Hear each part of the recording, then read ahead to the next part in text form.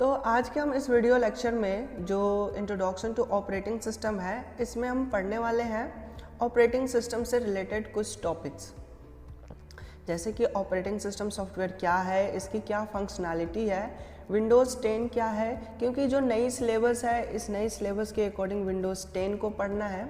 हम इसको समझेंगे विंडोज़ 10 क्या है, और इंटरफेस को भी समझेंगे। Interface that means what is meaning of interface, interface का मतलब क्या है, और डेस्कटॉप समझेंगे, आइकन्स के टाइप को भी समझेंगे, एंड फाइल एंड फोल्डर को भी समझेंगे, कैसे फोल्डर क्रिएट करना होता है, फाइल कैसे क्रिएट होता है, फाइल का नाम क्या होता है। तो बहुत सारे आज हम रूल्स सीखने वाले हैं और बहुत सारे हम टॉपिक को कवर करने वाले हैं। तो स्टार्ट करते हैं आज का video lecture. What is operating system, operating system software क्या है। तो हमने पिछले वीडियो लेक्चर में सॉफ्टवेयर टॉपिक कवर किया था, जिसमें हमने सॉफ्टवेयर के बहुत सारे टाइप को देखा था। तो बहुत सारे टाइप्स में क्या है, तो system software and application software. और सिस्टम सॉफ्टवेयर के भी 3 टाइप्स थे, operating system software, utility software and program software, जिसे हम लैंग्वेज सॉफ्टवेयर भी कहते हैं। तो जो हमारा सेकंड चैप्टर जो है वो ऑपरेटिंग सिस्टम है। ऑपरेटिंग सिस्टम के आज हम डिटेल पढ़ने वाले हैं, ऑपरेटिंग सिस्टम सॉफ्टवेयर क्या है। तो यहाँ पे आपको डेफिनेशन दिख रहा है, operating system is a collection of system software programs. Operating system software जो है ये बहुत सारे सिस्टम सॉफ्टवेयर का कलेक्शन है। It works as interface between the user and computer. Computer और यूज़र के बीच में एक इंटरफेस प्रोवाइड कराता है। दैट मीन्स कि यूज़र की जो भी रिक्वायरमेंट है वो कंप्यूटर के पास पहुंचाना, और कंप्यूटर ने जो भी रिजल्ट और इन्फॉर्मेशन दिया उसको फिर से यूज़र के पास पहुंचाना। तो ये जो काम है ये ऑपरेटिंग सिस्टम सॉफ्टवेयर का है। And full control and execute all kinds of program. और पूरे कंप्यूटर सिस्टम को ये ऑपरेटिंग सिस्टम सॉफ्टवेयर कंट्रोल करता है और बहुत सारे टास्क को साइमल्टेनियसली एग्जीक्यूट करता है, मतलब एक साथ सबको एग्जीक्यूट करता है और इसका मैनेजमेंट भी करता है। आइए हम इसको डायग्राम से भी समझे। हमने उस टाइम भी जब चैप्टर 1 पढ़ रहे थे, उस टाइम जब हम सॉफ्टवेयर का बताए थे, तो उस टाइम भी मैंने इस डायग्राम को दिखाया था, जहाँ पे ऑपरेटिंग सॉफ्टवेयर जो है वो हार्डवेयर और एप्लीकेशन सॉफ्टवेयर के बीच में है। हार्डवेयर दैट मीन्स कि कंप्यूटर, एप्लीकेशन सॉफ्टवेयर जैसे कि जो यूज़र है वो एप्लीकेशन सॉफ्टवेयर से इंटरेक्ट करता है सबसे पहले। जैसे मैं एक एग्जांपल दूँ, जैसे आपको बैंक से कुछ पैसे निकालने हैं तो आप डायरेक्ट जाके बैंक मैनेजर से नहीं कहोगे कि आप मुझे पैसा दे दो। वहाँ पे आप जाने के बाद क्या करेंगे कि एक फॉर्म फिलअप करेंगे, विड्रॉ फॉर्म, जिसमें आप अपना अकाउंट नंबर, विड्रॉ कितना अमाउंट विड्रॉ करना है, वो सारे आप इंफॉर्मेशन फॉर्म के अंदर फिल करेंगे। फिर जाकर आप काउंटर पे सबमिट करते हैं। फिर जो भी एम्प्लॉय काउंटर पे होता है वो उस इंफॉर्मेशन के अकॉर्डिंग अपने कंप्यूटर सिस्टम में उस इंफॉर्मेशन को फिल करता है और फिर आपको पैसे निकाल कर देता है। तो इसका मतलब क्या है कि हमारे और जो बैंक एम्प्लॉय है उसके बीच में एक आता है एप्लीकेशन, यानी कि हमारा जो फॉर्म हम भरते हैं उस फॉर्म की बात हो रही है।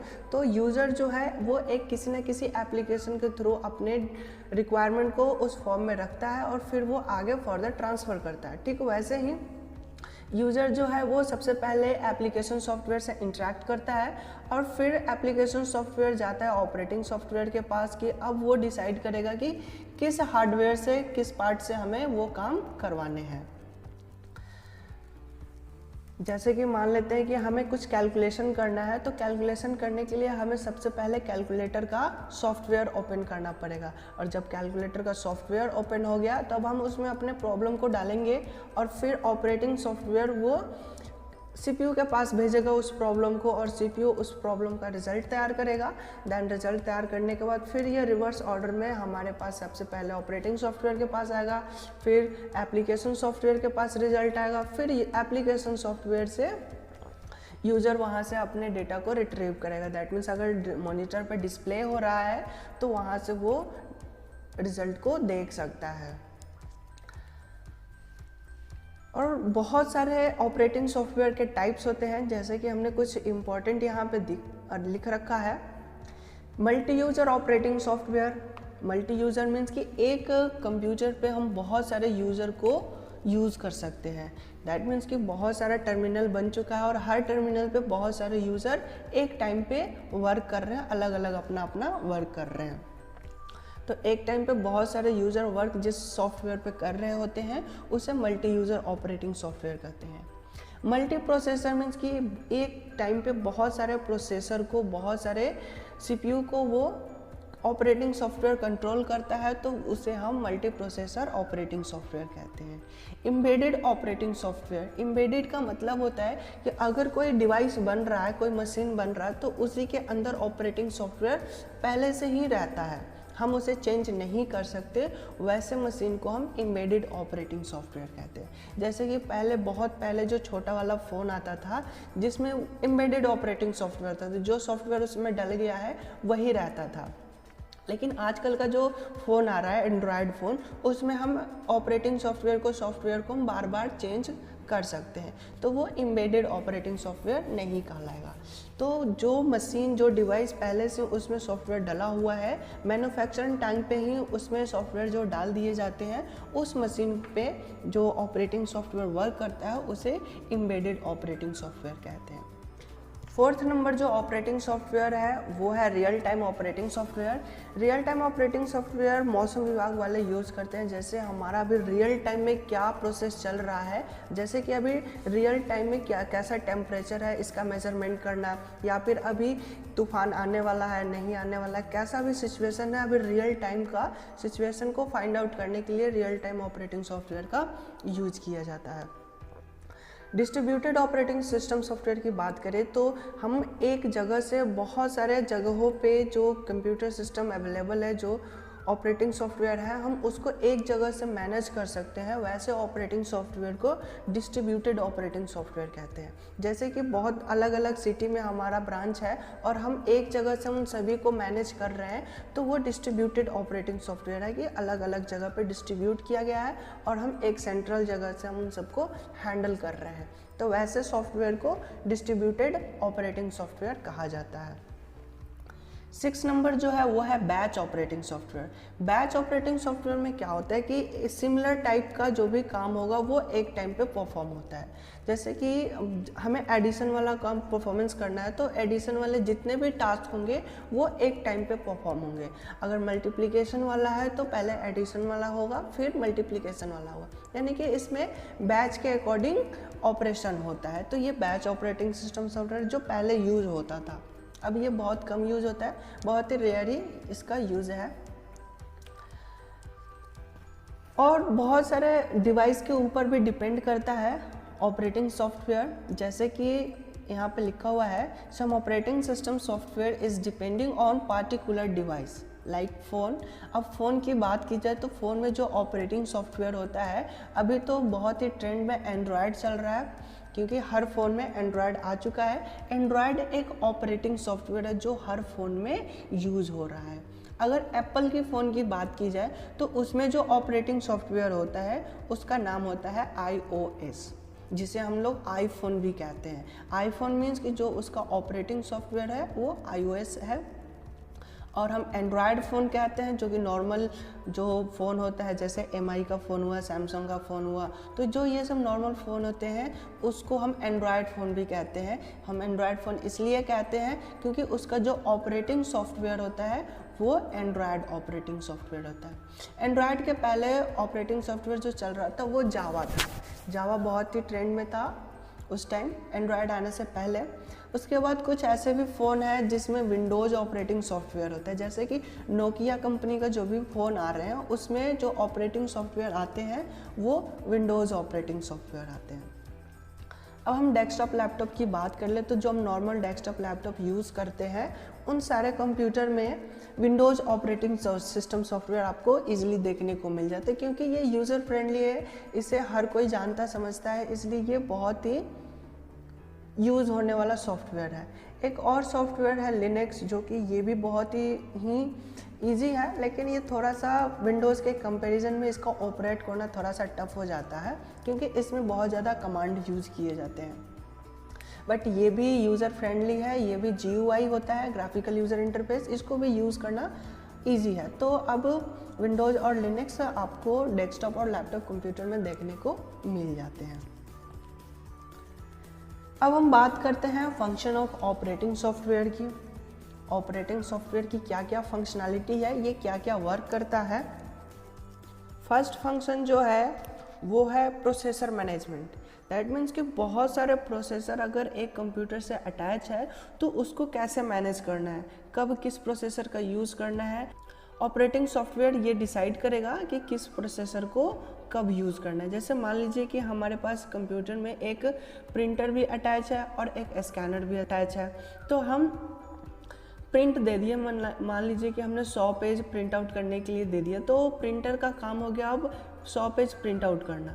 लेकिन अब क्या है कि हम उसी टाइम पे स्कैन करना भी चाहते हैं या फिर कोई हम अदर टास्क को परफॉर्म करना चाहते हैं, तो उस टाइम पे क्या होगा, प्रिंट करने की प्रोसेस अलग हो गई, वो अलग प्रिंट आउट कर रहा है तो उसको भी मैनेज करना है, और हमें जो स्कैनिंग करने वाला काम है उसको भी करना है। तो एक टाइम पे दोनों प्रोसेसर को कैसे मैनेज करना है ये कौन करता है, तो ऑपरेटिंग सॉफ्टवेयर। और ये इसकी एक बहुत ही विशेष फंक्शनैलिटी है ऑपरेटिंग सॉफ्टवेयर की कि ये प्रोसेस को मैनेजमेंट करेगा, बहुत सारे प्रोसेसर को एक साथ मैनेज कर सकता है।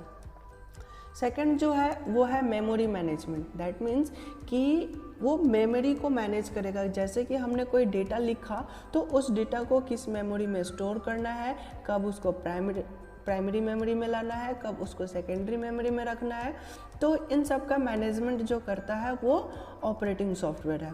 जैसे कि कोई हमने टेक्स्ट लिख रहा है, तो टेक्स्ट अभी लिख रहे हैं, अभी एप्लीकेशन ऑन है, तो वो रैम में अभी स्टोर होगा, और जब हम इसको सेव कर रहे होंगे तो सेव करते वक्त वो क्या करेगा, तो हमारे डेटा को सेकेंडरी मेमोरी में स्टोर कर देगा। फिर मेमोरी में उन सब का अरेंजमेंट भी करना होता है, तो सारा मैनेजमेंट, मेमोरी का जो मैनेजमेंट है वो ऑपरेटिंग सॉफ्टवेयर करता है। नेक्स्ट जो मैनेजमेंट है उसका ये है फाइल मैनेजमेंट।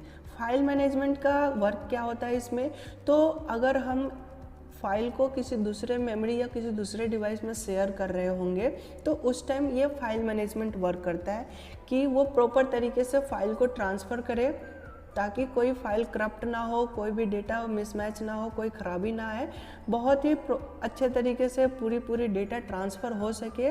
उस टाइम पे ये फाइल को मैनेजमेंट करता है। इसमें क्या होता है कि जो हमारा पूरा डेटा है उस डेटा को छोटे छोटे ब्लॉक में डिवाइड कर देता है, और हर ब्लॉक को जब डिवाइड होगा तो वायर्ड एंड वायरलेस दोनों मेथड से अब डेटा को ट्रांसफ़र कर रहा होगा।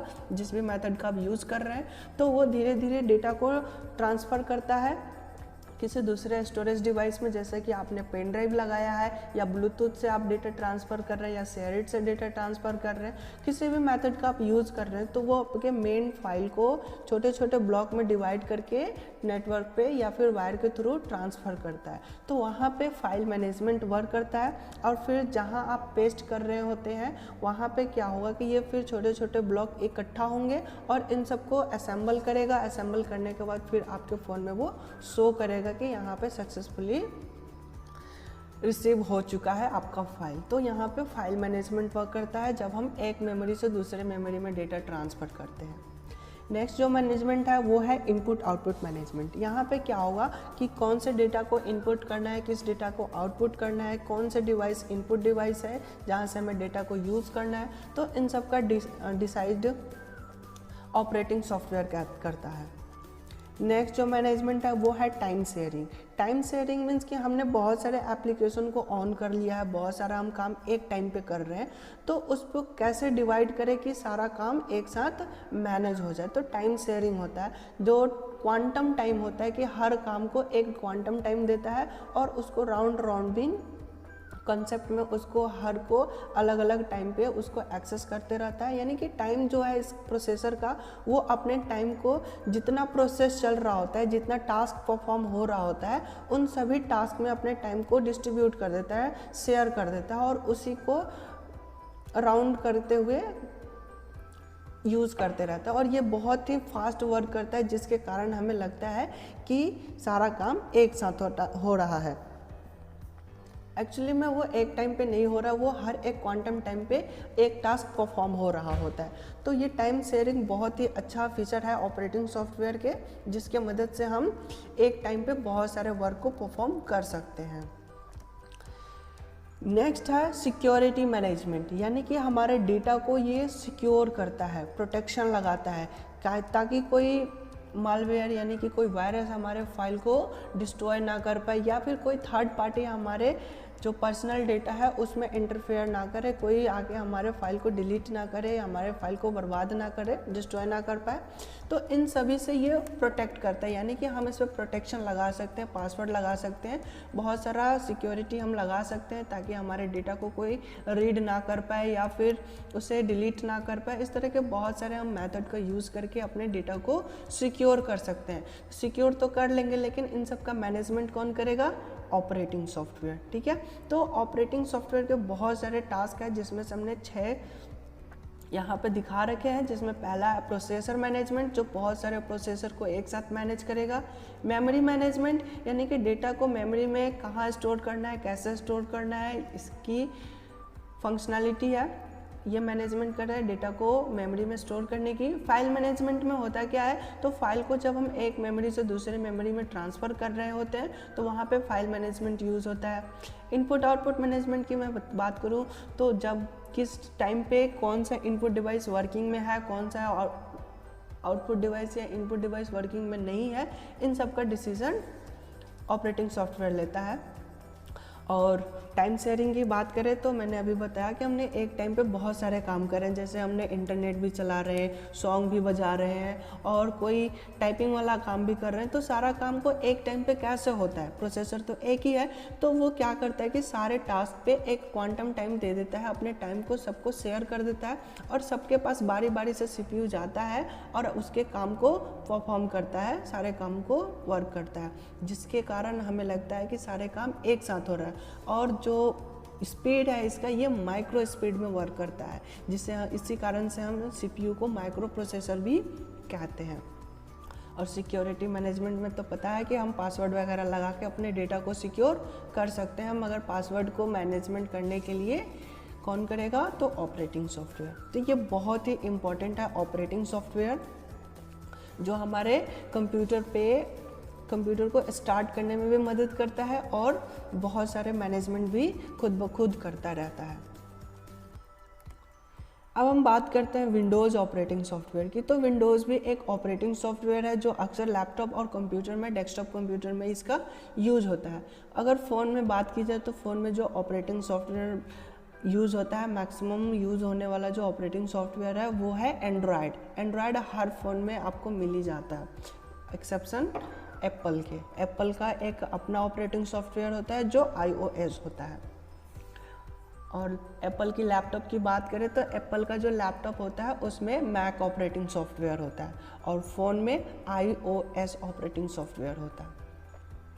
तो हम विंडोज़ की बात करें, क्योंकि हमारा जो सिलेबस है इस सिलेबस में विंडोज़ पढ़ना है, तो हम विंडोज़ ऑपरेटिंग सॉफ्टवेयर की बात कर रहे हैं। विंडोज़ एक ऑपरेटिंग सॉफ्टवेयर है जो कि single user multitasking operating system software है। एक टाइम पे एक कंप्यूटर पे एक टाइम पे एक से ज़्यादा काम को हम परफॉर्म कर सकते हैं। इसको कहीं कहीं आप मल्टी यूज़र मल्टीटास्किंग में भी परफॉर्म करते हैं। नेटवर्किंग के थ्रू क्या करते हैं, तो एक ही कंप्यूटर को बहुत सारा क्लाइंट बना देते हैं, यूज़र बना देते हैं और हर यूज़र पे अलग अलग परफॉर्मेंस कर सकते हैं, तो वो काम कर सकते हैं बट नेटवर्किंग के थ्रू।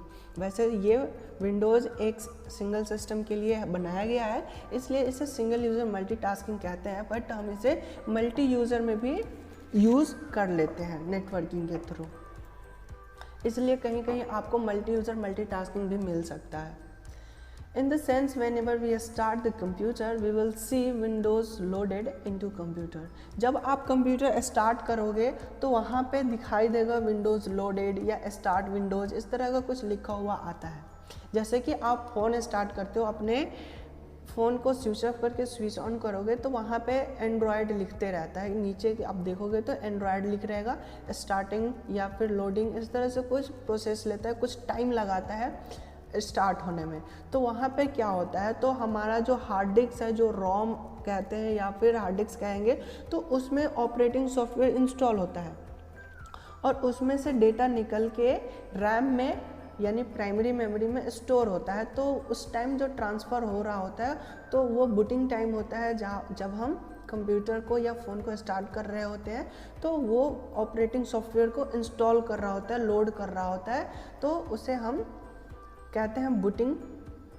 और जब भी हम कंप्यूटर स्टार्ट करते हैं तो विंडोज़ लोड ले रहा होता है। लोड लेने का मतलब क्या है कि ऑपरेटिंग सॉफ्टवेयर लोडिंग हो रहा है।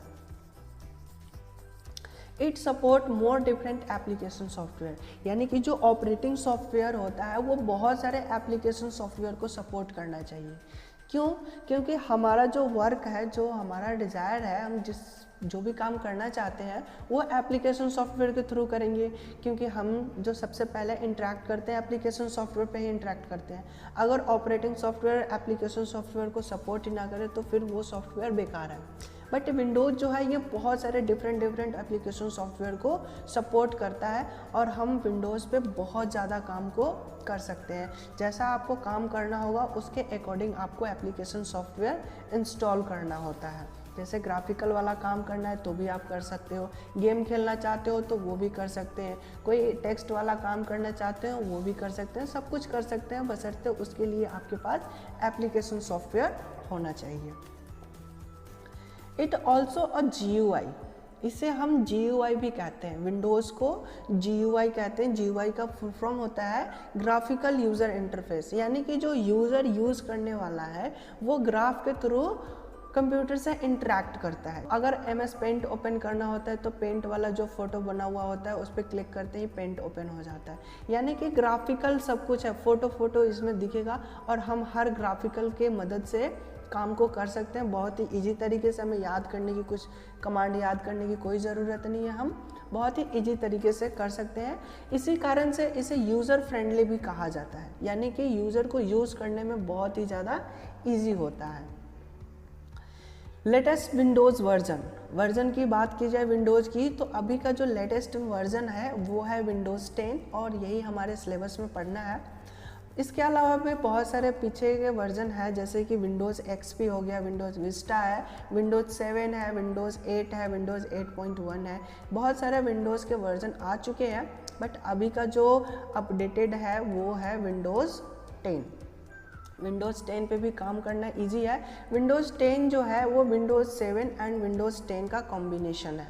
इन दोनों को मिक्स करके एक नया वर्जन तैयार किया गया है विंडोज़ 10, जो कि बहुत ही सिंपल है यूज़ करना, बहुत ही इजी है। अब हम बात करते हैं यूज़र इंटरफेस की।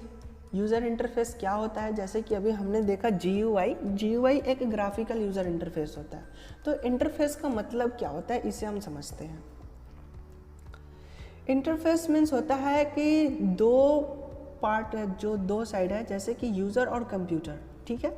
हम यूज़र और कंप्यूटर एक दूसरे से कैसे कम्युनिकेट कर रहे हैं, किस मीडियम क्या है हमारे कम्युनिकेशन करने का। It tells about an interface that allows communication between user and computer, यानी कि कंप्यूटर और यूज़र के बीच में कम्युनिकेशन करने की एक इंटरफेस प्रोवाइड करता है।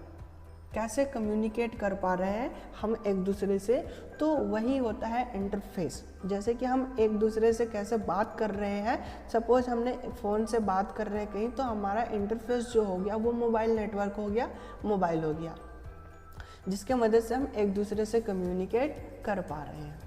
तो कंप्यूटर से कम्युनिकेट करने के दो मेथड हैं। पहला CUI यानी कि character and command user interface, and दूसरा जो है वो है GUI ग्राफिकल यूज़र इंटरफेस। अगर हम कंप्यूटर से कैरेक्टर के थ्रू, दैट मीन्स कि लिख के हम कम्युनिकेट कर रहे हैं, अपना कमांड लिख रहे हैं, वो कमांड परफॉर्म कर रहा है, तो एक टाइम पे एक ही काम को कर रहा है, तो उसे हम कैरेक्टर यूज़र इंटरफेस कहेंगे। जैसे हम एक टाइम पे एक कमांड लिखा, वो एग्जीक्यूट हुआ, फिर दूसरा कमांड लिखेंगे, फिर दूसरा एग्जीक्यूट होगा। तो हमने जो भी कमांड का काम करवाना चाहते हैं कंप्यूटर से, वो सब कुछ अगर हम कैरेक्टर वाइज कैरेक्टर कर रहे हैं, लिख के काम कर रहे हैं, तो उसे हम CUI यूज़र इंटरफेस कहेंगे, क्योंकि यूज़र जो है वो कैरेक्टर के थ्रू इंटरेक्ट कर रहा है कंप्यूटर से, इसलिए उसे हम कैरेक्टर यूज़र इंटरफेस या कमांड यूज़र इंटरफेस भी कह सकते हैं। ग्राफिकल यूज़र की बात करें तो ग्राफिकल यूज़र इंटरफेस जो है, इसमें ग्राफ के थ्रू यूज़र इंटरेक्ट करता है कंप्यूटर के थ्रू। ग्राफ या आइकन भी हम बोलते हैं। जैसे भी आप कंप्यूटर ऑन करोगे तो आपके डेस्कटॉप पे साइड में, लेफ्ट साइड में छोटे छोटे बहुत सारे ग्राफ दिखते हैं, फोटो दिखते हैं, उसे हम आइकन भी कहते हैं। ठीक है, हम आइकन भी समझेंगे कि आइकन क्या होता है। सबसे पहले हम देखते हैं कि डेस्कटॉप है क्या, व्हाट इज़ डेस्कटॉप। तो the desktop is a working area of Windows, यानी कि विंडोज़ का जो वर्किंग एरिया है, जहाँ विंडोज़ अपना टास्क परफॉर्म करता है, उस एरिया को हम डेस्कटॉप कहते हैं। Where you work is called desktop. जहाँ पे एप्लीकेशन ओपन होता है और हम एप्लीकेशन पे वर्क कर रहे होते हैं, तो वो जो एरिया ओपन होता है, जो फ्रंट पेज होता है, उसे हम डेस्कटॉप कहते हैं।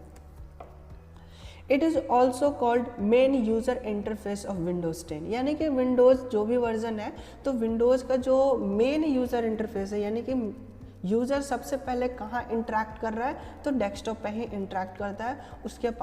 उसके बाद जो भी उसको एप्लीकेशन ऑन करना होगा वो ऑन करेगा, फिर उस पर आगे परफॉर्म करेगा, जो भी टास्क करना है वो अपना काम को करेगा। बट सबसे पहले तो वो डेस्कटॉप पे ही इंटरेक्ट करता है, उसी से पहले इंटरफेस मिलता है, इसलिए विंडोज़ का इंटरफेस हम डेस्कटॉप को भी कह सकते हैं।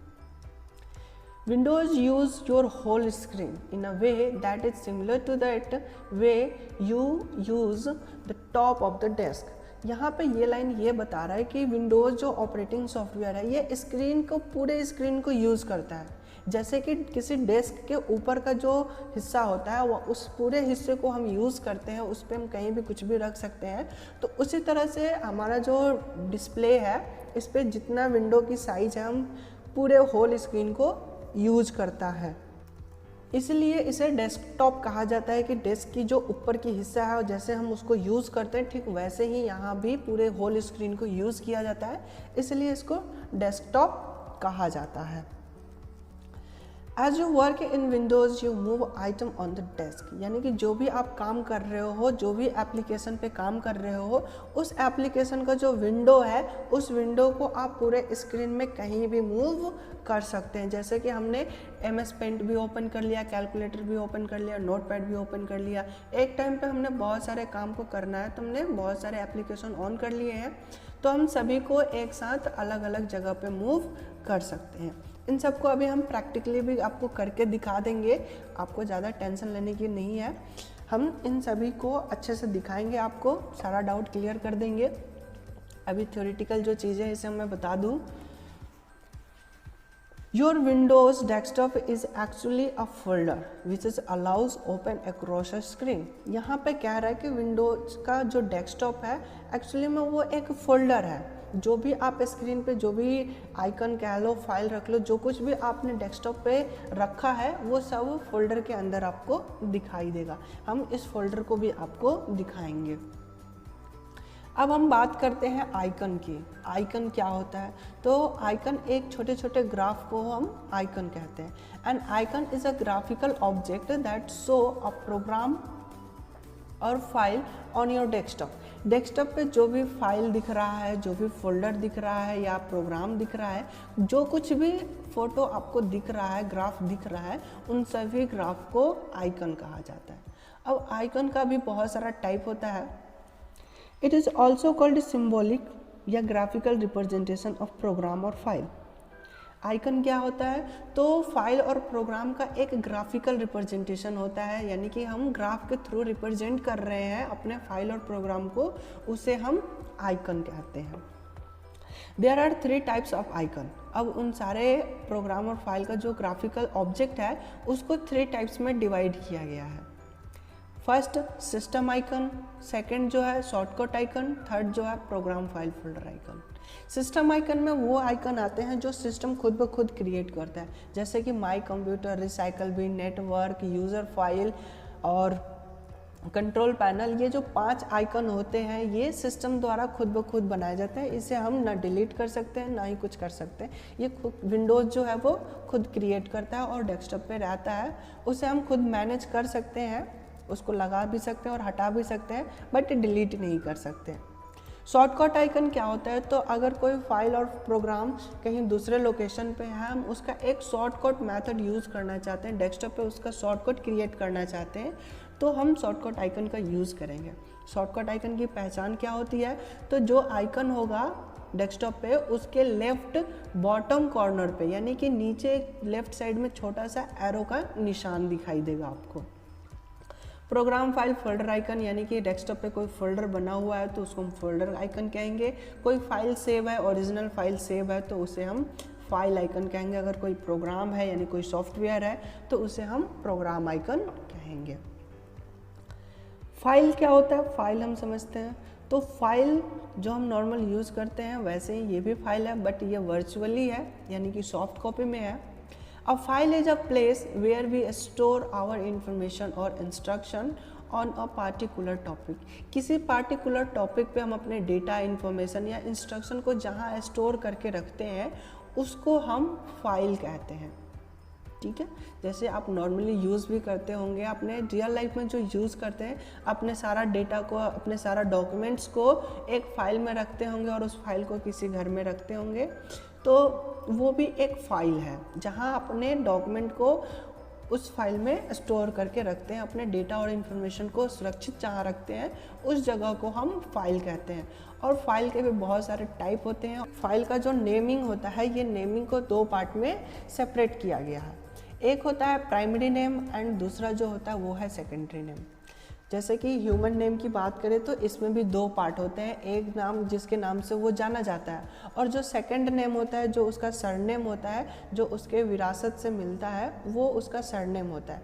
तो सरनेम उसके नेचर को, उसके कैटेगरी को बताता है, और जो प्राइमरी नेम है जिसके नाम से वो जाना जाता है कि इस पर्सन का नाम ये है। ठीक है, ठीक वैसे ही यहाँ फाइल के नाम में भी दो पार्ट होते हैं। एक तो होता है प्राइमरी नेम जिसके नाम से वो फाइल पहचाना जाता है कि इस फाइल का नाम क्या है, एंड सेकेंडरी नेम यानी कि उस फाइल का टाइप क्या है, वो किस टाइप का फाइल है, उसका नेचर कैसा होगा, इसमें क्या डेटा होगा, ये सब कुछ हम उसके सेकेंडरी नेम को देख के ही बता सकते हैं कि इस फाइल में किस टाइप का डेटा भरा होगा। Secondary name indicate the nature of the file, यानी कि फाइल का कैसा नेचर है, क्या फाइल है, उसमें कैसा डेटा होगा, हम ये सब बता सकते हैं। और एक चीज़ है कि जो सेकेंडरी नेम है वो मैक्सिमम 3 और 4 कैरेक्टर का होता है, इससे ज़्यादा नहीं होता, बहुत ही शॉर्ट में ही होता है। और जो स्टार्टिंग है वो स्टार्ट डॉट से होता है, यानी कि ये एंड में होता है, प्राइमरी नेम के बाद डॉट होता है, डॉट के बाद का जो नेम होता है उसे हम सेकेंडरी नेम कहते हैं। और सेकेंडरी नेम का एक दूसरा नाम भी है जो बहुत ही पॉपुलर है, जिसे हम एक्सटेंशन नेम कहते हैं। फाइल का extension name, extension name means कि उस फाइल का क्या टाइप है ये पूछा जा रहा है। तो एग्जाम में एक्सटेंशन नेम अक्सर पूछे जाते हैं कि किस फाइल का, किस एप्लीकेशन का। जैसे कि नोटपैड की बात करें तो नोटपैड का एक्सटेंशन क्या होगा, MS पेंट का एक्सटेंशन क्या होगा। अगर MS Word, MS Excel use कर रहे हैं तो उस एप्लीकेशन सॉफ्टवेयर का जो एक्सटेंशन होगा, यानी कि MS वर्ड से जो फाइल बन के तैयार होगा उस फाइल का एक्सटेंशन नेम क्या होगा। तो इस टाइप के एक्सटेंशन नेम पूछे जाते हैं एग्ज़ाम में। तो जैसे कि आप यहाँ पे देख सकते हैं, मैंने एग्जांपल में कुछ एक्सटेंशन नेम लिख रखे हैं। जैसे .mp3 का नाम सुनते ही हम ये बता सकते हैं कि फाइल कोई सा भी हो, उस फाइल में ऑडियो सॉन्ग रखा होगा। ठीक है, ऑडियो फाइल है। MP3 एक ऑडियो फाइल है, उसमें ऑडियो ही होगा, कोई वीडियो फाइल नहीं होगा, कोई इमेज नहीं होगा, कोई डॉक्यूमेंट नहीं होगा। इतना तो हम क्लियरली कह सकते हैं कि ये MP3 है, तो MP3 का मतलब है कि इसमें कोई ऑडियो होगा। अगर MP4 की बात करें तो MP4 एक वीडियो फाइल है। JPEG जो है ये एक इमेज की फाइल है, यानी कि इस फाइल में कोई ना कोई इमेज होगा। .txt की बात करें तो .txt जो है ये एक टेक्स्ट फाइल है जिसमें कोई टेक्स्ट लिखा होगा, नॉर्मल टेक्स्ट लिखा होगा, ज़्यादा डेकोरेटेड नहीं किया होगा, उसमें कोई फ़ोटो वगैरह यूज़ नहीं किया गया होगा, उसमें कोई कलर यूज़ नहीं किया गया होगा, नॉर्मल टेक्स्ट लिखा हुआ होगा, उस फाइल को हम टेक्स्ट फाइल कहते हैं। .exe फाइल, exe का मतलब होता है एग्जीक्यूटेबल फाइल। जो विंडोज़ है, विंडोज़ ऑपरेटिंग सॉफ्टवेयर, इसका जो सॉफ्टवेयर होता है, अगर हम कोई एप्लीकेशन सॉफ्टवेयर यूज़ कर रहे हैं तो उस सॉफ्टवेयर का एक्सटेंशन नेम exe होता है, यानी कि विंडोज़ का जो एप्लीकेशन सॉफ्टवेयर होगा उसको हम exe फाइल कहते हैं। यानी कि आपको कोई सा भी सॉफ्टवेयर इंस्टॉल करना होगा वो exe होना चाहिए। अगर exe फाइल नहीं है तो वो software MS Windows operating software में इंस्टॉल नहीं होगा।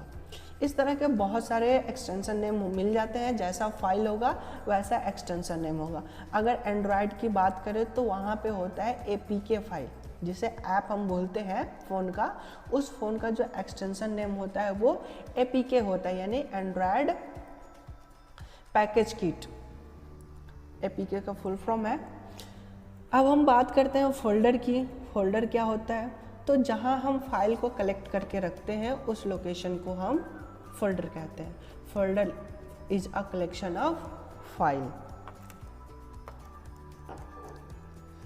It is a place where we store our file. जहाँ हम अपने सारे फाइल को स्टोर करके रखते हैं उस जगह को हम फोल्डर कहते हैं। फोल्डर एक सूटकेस की तरह होता है जहाँ हम किसी भी टाइप के फाइल को स्टोर करके रख सकते हैं। फाइल के केस में क्या था कि हम किसी पार्टिकुलर टॉपिक पे ही उससे रिलेटेड डेटा को हम एक फाइल में रख सकते हैं, लेकिन फोल्डर में हम डिफरेंट टाइप का जो फाइल है हम उन सभी को स्टोर करके रख सकते हैं। How to create a folder. Folder कैसे क्रिएट किया जाए? तो फोल्डर क्रिएट करने के लिए दो मेथड है। पहला कि जहाँ भी आप फोल्डर बनाना चाहते हैं वहाँ पे राइट क्लिक करें, फिर न्यू ऑप्शन आपको दिखाई देगा और उस न्यू पे आप जैसे ही जाएंगे तो एक सब मेनू ओपन होगा। मेनू के अंदर जो मेनू ओपन होता है उसे सब मेनू कहते हैं। तो आप न्यू पे जाएंगे तो सब मेनू ओपन होगा और उस सब मेनू में सबसे टॉप पे सबसे ऊपर एक ऑप्शन मिलेगा फोल्डर नाम का, और उस फोल्डर पे आप क्लिक करेंगे तो एक फोल्डर क्रिएट हो जाएगा। और सेकंड मेथड जो है वो है शॉर्टकट मेथड। हम शॉर्टकट की यूज़ करेंगे। जिस भी लोकेशन पे आपको फोल्डर बनाना हो, किसी डेस्कटॉप पे या local disk D, local disk E, कहीं भी आपको फोल्डर क्रिएट करना है तो आप उस लोकेशन पर जाएं और वहाँ पे Ctrl+Shift+N प्रेस करेंगे, यानी कि कंट्रोल के साथ shift button plus N button, फिर एक नई फोल्डर क्रिएट हो जाएगा। आइए अब हम इन सब का प्रैक्टिकली देखते हैं। तो हम यहाँ से अपना डेस्कटॉप दिखा देते हैं। ये जो आपको दिख रहा है ये है मेन इंटरफेस विंडोज़ 10 का, ठीक है। यहाँ जो आपको थीम दिख रहा है ये सब कुछ क्या है, तो विंडोज़ 10 का दिख रहा है। और यहाँ पे जितने भी आपको छोटे छोटे फोटो दिख रहे हैं, ग्राफ दिख रहे हैं, इसे हम आइकन कहते हैं। आप यहाँ देखें, ये जितने भी आपको दिख रहे हैं फोटो, ग्राफ, ये सब कुछ क्या कहलाते हैं, आइकन कहलाते हैं, ठीक है। जिसमें ये है आपका सिस्टम आइकन कहलाएगा, अगर ये फोल्डर है तो फोल्डर आइकन कहलाएगा, और यहाँ पे फाइल रखा हुआ है, एक्सेल का फाइल है तो ये फाइल आइकन कहलाएगा, ठीक है। और यहाँ आप देखेंगे कि यहाँ पे ये क्या है, तो छोटा सा एरो की दिख रहा है, तो जिसमें एरो की दिख रहा है ये सब क्या कहलाता है, शॉर्टकट आइकन। इसका मेन फाइल है मगर उन सब का शॉर्टकट यहाँ पे बना के रखा हुआ है। यहाँ से डायरेक्टली ओपन करने के लिए ये सब क्या कहलाएंगे, शॉर्टकट आइकन कहलाएंगे। यहाँ आप देखेंगे सबके छोटा छोटा एरो निशान है, ठीक है। और यहाँ आप देखेंगे कि जो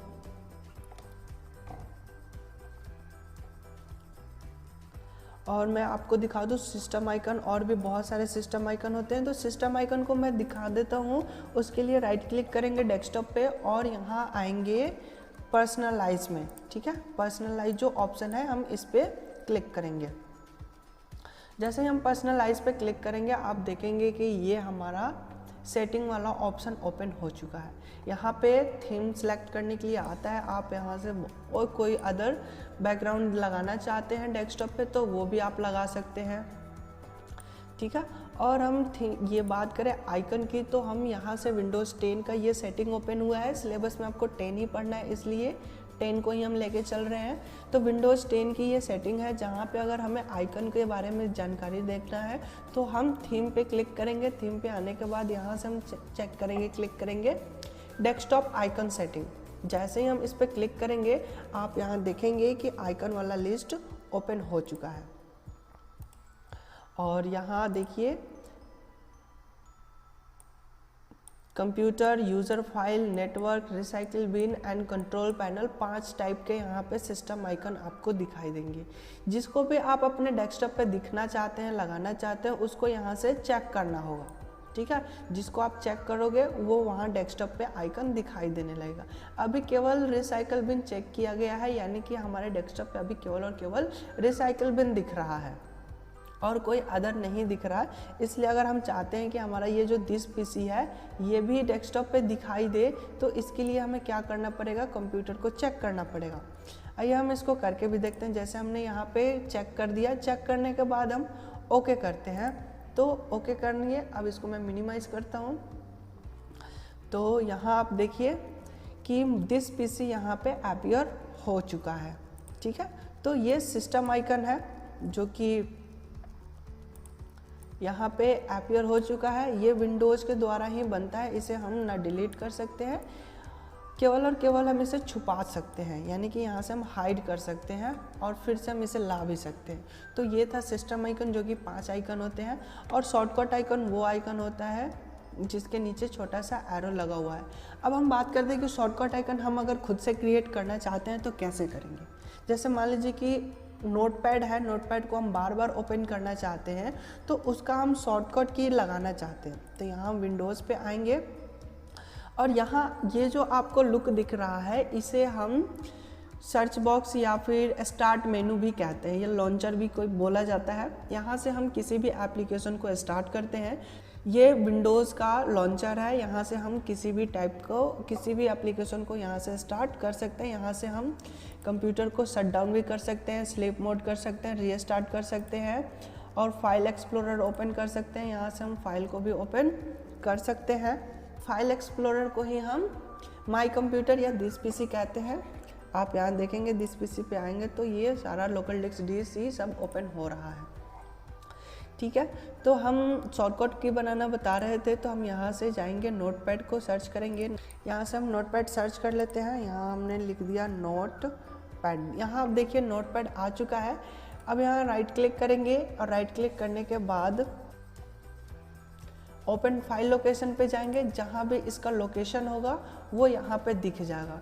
अब यहाँ देखिए एक यहाँ शॉर्टकट बना हुआ है, हम इसको सेंड टू डेस्कटॉप करेंगे। ठीक है, सेंड टू डेस्कटॉप जैसे ही हमने किया और इसको हम क्लोज करते हैं, आप देखिए यहाँ पे नोटपैड का आ चुका है। ठीक है, यहाँ आप देखिए नोटपैड का एक शॉर्टकट की बन चुका है। ठीक है, तो इस तरीके से हम शॉर्टकट क्रिएट करते हैं। एक और मेथड है शॉर्टकट क्रिएट करने के लिए, राइट क्लिक करके और न्यू पे जाएंगे। न्यू पे जाने के बाद हम यहाँ से शॉर्टकट क्रिएट कर सकते हैं और यहीं से हम फोल्डर को भी क्रिएट कर सकते हैं। जैसे अगर आपको कोई फोल्डर बनाना है तो फोल्डर बनाने के लिए आप राइट क्लिक करेंगे, न्यू पे आएंगे, सब मेनू ओपन हो चुका है और यहाँ से हम फोल्डर पे क्लिक करेंगे तो यहाँ न्यू फोल्डर आ गया है। अब न्यू फोल्डर को आप रीनेम कर लीजिए, जो भी आप नाम देना चाहते हैं वो यहाँ से आप दे सकते हैं। ठीक है, तो ये था तरीका फोल्डर बनाने का। और मैं एक शॉर्टकट की जो मैंने बताया था उसके मदद से भी कर सकते हैं। शॉर्टकट की क्या है, Ctrl+Shift+N जैसे हमने किया, आप देखेंगे डेस्कटॉप पे एक और फोल्डर बन के तैयार हो चुका है। आप रीनेम कर सकते हैं, फोल्डर का जो भी आप नाम देना चाहते हैं वो यहाँ से दे सकते हैं। ठीक है, तो ये बहुत ही ईजी तरीका है फोल्डर तैयार करने की। और हम बात करते हैं फाइल की, फाइल कैसे तैयार होता है। तो अगर हम नोटपैड में काम कर रहे हैं, यहाँ से हम नोटपैड स्टार्ट कर लेते हैं। तो नोटपैड में हम कोई भी काम कर रहे हैं, दिस इज़ फर्स्ट फाइल। ठीक है, हमने एक कुछ टेस्ट डेटा लिख लिया। डेटा लिखने के बाद इसे हम सेव करते हैं। सेव करते वक्त हम ये ध्यान रखेंगे कहाँ सेव कर रहे हैं, तो हमने डेस्कटॉप सेलेक्ट कर लिया। डेस्कटॉप पे देखिए आप यहाँ से डेस्कटॉप पे ही सेव हो रहा है, इसका ये लोकेशन है। और किस नाम से सेव हो रहा है तो हम यहाँ पे नाम दे देते हैं। फाइल का नाम होगा demo.txt। ठीक है, हम डेमो लिखकर यहाँ से डेमो और सेव करते हैं। तो सेव करते ही यहाँ आप देखेंगे तो फाइल का नाम demo.txt आ चुका है, demo.txt। ठीक है, और अब हम इसे क्लोज करते हैं और यहाँ देखते हैं तो यहाँ भी आप देखेंगे कि एक demo.txt नाम का फाइल बन चुका है। अब हम इसे ओपन करके देखते हैं तो जो मैंने वहाँ लिखा था दिस इज़ फर्स्ट फाइल, वो चीज़ इसमें आ चुका है। तो ये ऐसे फाइल बनता है। अब MS वर्ड में अगर आप काम कर रहे हैं तो उसको सेव करेंगे तो वो MS वर्ड का फाइल कहलाएगा। और एक चीज़ और आप ध्यान रखें, तो यहाँ आप देखेंगे तो ये जो है ये नोटपैड का आइकन हो गया।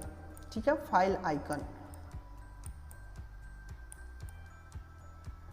और यहाँ इस फाइल का नाम है, और नाम को आप देखेंगे तो नाम दो पार्ट में डिवाइड है। यहाँ डॉट है, डॉट के पहले जो है डेमो, यानी कि इस फाइल का नाम क्या हो गया, डेमो, और इसका एक्सटेंशन नेम क्या हो गया, .txt। txt का मतलब हो गया कि ये टेक्स्ट फाइल है, यानी कि इसमें जो डेटा होगा वो टेक्स्ट फाइल होगा, तो ये एक्सटेंशन नेम है। एक्सटेंशन नेम मैंने नहीं लिखा, केवल डेमो लिखकर सेव कर दिया था। तो txt जो है वो ऑटोमेटिक ले लिया। txt ऑटोमेटिक इसलिए ले लिया क्योंकि ये टेक्स्ट फाइल है, नोटपैड का फाइल है, इसलिए .txt ले लिया। अगर यहाँ ऊपर जस्ट दूसरे फाइल को आप देखेंगे तो यहाँ पे लिखा हुआ है dm student data .xlsx। तो यहाँ xlsx जो है वो ms excel फाइल का एक्सटेंशन है, और dm student data जो है ये फाइल का प्राइमरी नेम है। ठीक है, इस तरह से आप किसी भी और भी दूसरे फाइल को आप देख सकते हैं।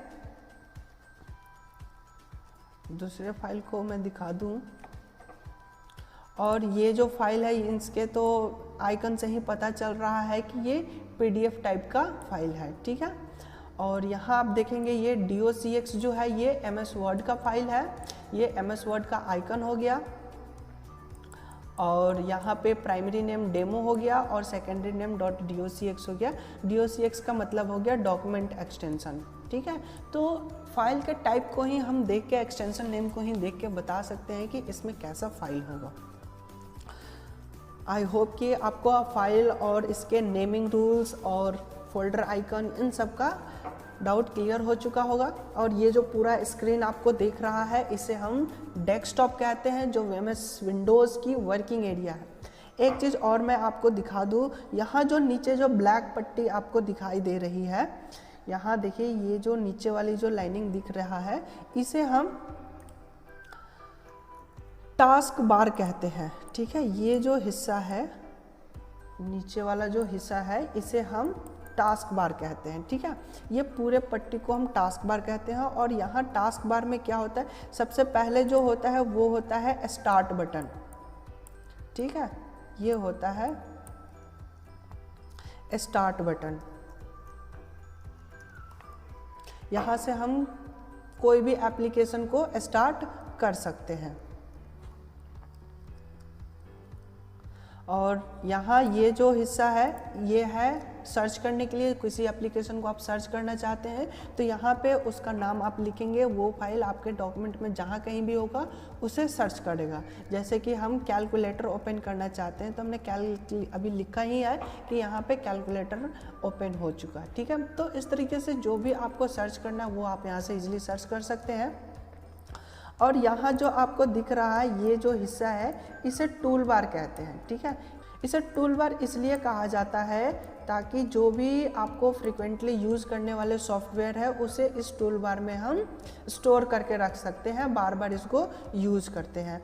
और टूल बार के जस्ट साइड में यहाँ जो है ये जो होता है इसे हम टास्क बटन बोलते हैं, यानी कि जो करेंटली में टास्क ओपन है वहाँ पे नीचे अंडरलाइन दिख रहा है, ये सारे टास्क अभी करंट में ओपन है तो इसे टास्क बटन कहते हैं। जैसे ही हम इस टास्क बटन पे क्लिक करते हैं वो ओपन हो जाता है। जैसे हम नोटपैड पे क्लिक किए तो यहाँ नोटपैड ओपन हो चुका है, सेटिंग पे हमने अभी ओपन किया था तो ये सेटिंग ओपन हो गया।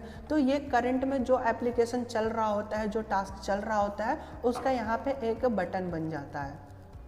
ठीक है, और यहाँ आप सबसे राइट साइड में देखेंगे तो ये होता है नोटिफिकेशन एरिया। जो कंप्यूटर सिस्टम से कोई भी नोटिफिकेशन होता है वो इस साइड पे दिखाता है। यहाँ पे आपको डेट एंड टाइम दिखा देगा और यहाँ पे देखिए बहुत सारा नोटिफिकेशन यहाँ पे मिल जाएगा आपको, टूल्स मिल जाएंगे ब्राइटनेस कम ज़्यादा करने के लिए, एरोप्लेन मोड करने के लिए, बहुत सारे सेटिंग्स यहाँ पे आपको देखने को मिल जाएगा। इसे हम एक्शन सेंटर भी कहते हैं। आपने सिस्टम में कोई भी एक्शन लेना है तो आप यहाँ से कर सकते हैं।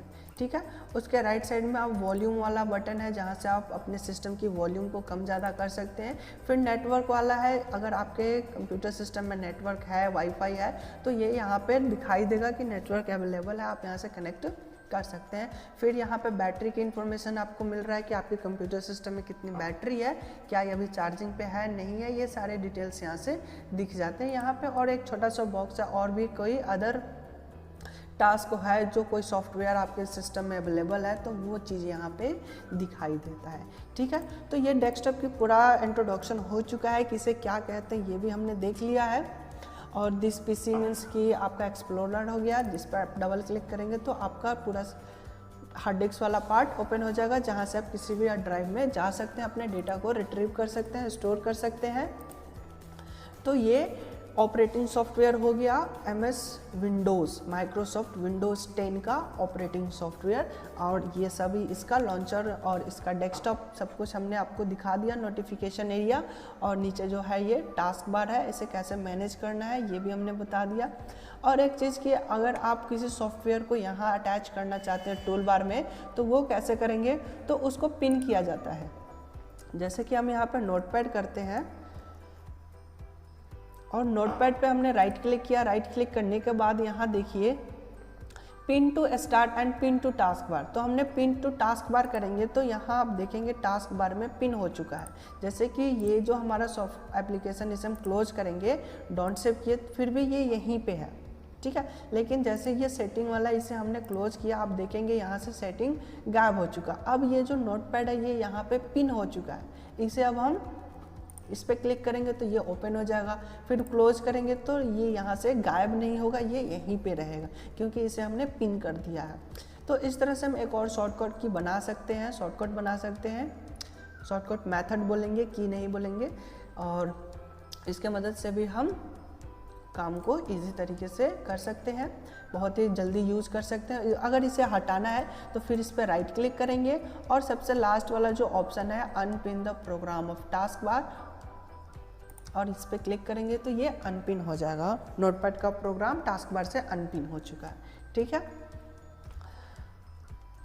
अगर इंटरफेस की बात करें तो इंटरफेस मीन्स की GUI इंटरफेस, तो ये जितने भी टास्क आपको दिख रहे हैं, जैसे कि यहाँ पे जितने ग्राफिक्स, जैसे हमें नोटपैड ही ओपन करना है तो हमने इस नोटपैड वाले फ़ोटो पे क्लिक किया, नोटपैड ओपन हो गया। तो ये जो तरीका है हमें कंप्यूटर को टास्क देने का, जो कि हम माउस से काम करवा रहे हैं, ये ग्राफिकल मेथड हो गया। कैरेक्टर यूज़र इंटरफेस क्या होता है, तो हम उसका एक डेमो दिखा देते हैं। एक्चुअली में हमारे कंप्यूटर विंडोज़ में एक एप्लीकेशन है कमांड प्रॉम्प्ट, जिसे CMD भी कहते हैं, कमांड प्रॉम्प्ट इसका नाम है। और हमने इसको जैसे ओपन किया तो ये MS-DOS, Microsoft disk operating software की तरह होता है।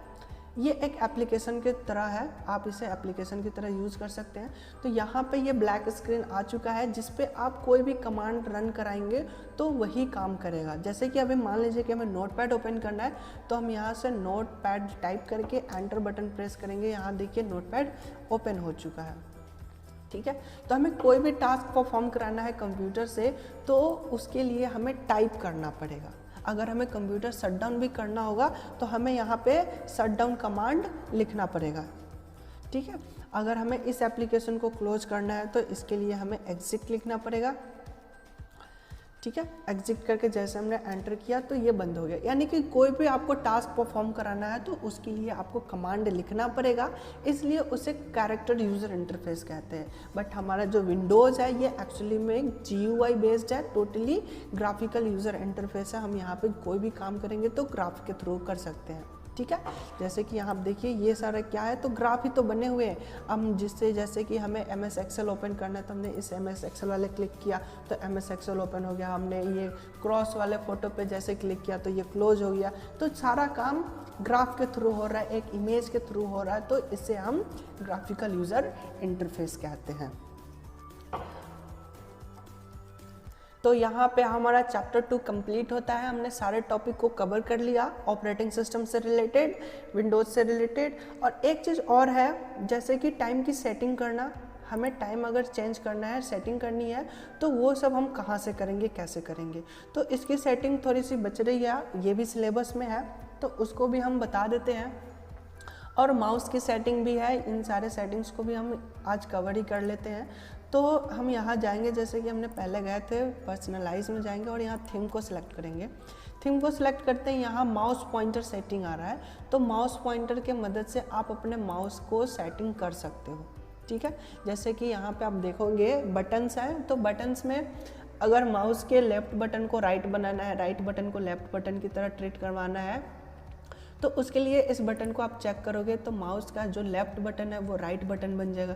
इसका यूज़ हम तब करते हैं जब कोई पर्सन लेफ़्ट हैंडेड है, यानी कि लेफ़्ट हैंड से वर्क करने वाला है, अपने माउस को लेफ़्ट हैंड से यूज़ कर रहा है, तो उस केस में हम बटन का जो फंक्शन है, वर्किंग है, उसे हम यहाँ से चेंज कर देते हैं। अगर आप राइट हैंड से चलाते हैं तो उसके लिए आपको अनचेक ही रखना है, ठीक है।